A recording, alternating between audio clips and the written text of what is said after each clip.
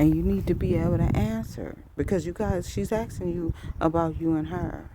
She's not asking you about a ruling, a legislation, okay? A command. She's not asking you about that. She's asking about you.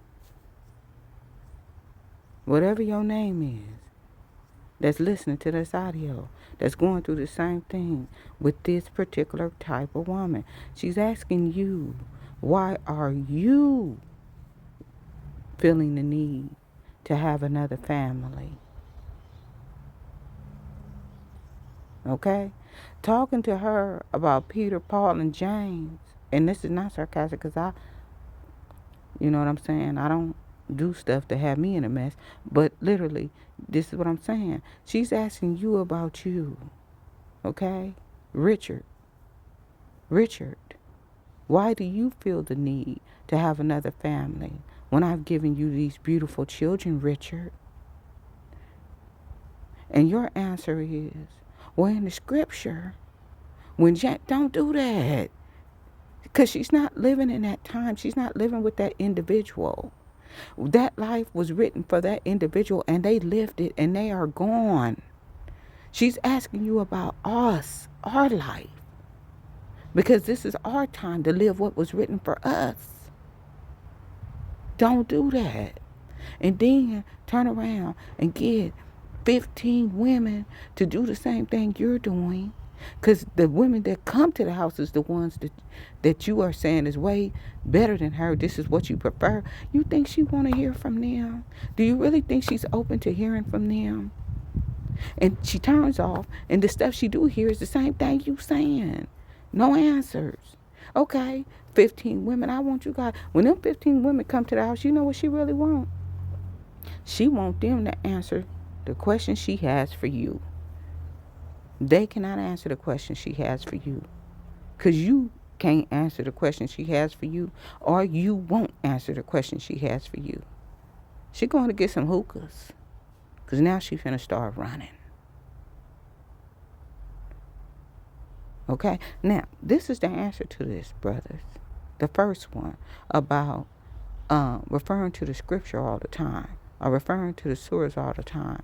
Don't do that. When she asks you, when you introduce polygyny to her, and she asks you 9 times 99999 times percent, she's going to be asking you, what's wrong with me? What did I do wrong? When did you start feeling like this about me, that you want to do this to me? Answer the question honestly. Now, she ain't going to believe you when you say it's not you, or I love you the same as when I first met you. Initially, she's not going to believe you. The best thing for you to do is tell her why. Because this is what my husband did for me. This is what my husband did for me. He told me why. He said, Mary, you stuck with me through everything.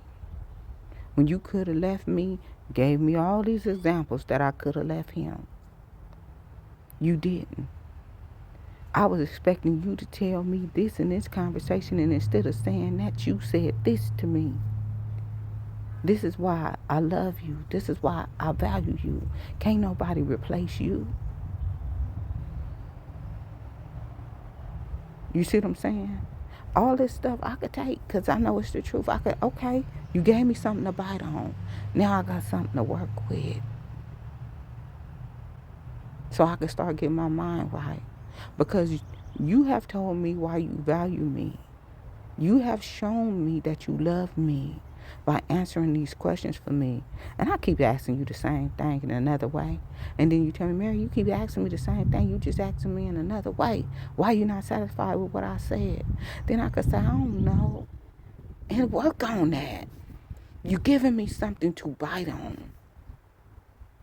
Okay? Give me something to work with. At least, bare minimum, give me something to bite on. You know, a lot of women are like me. Not every one of them, but a whole lot of them. These ones that's putting their running shoes on,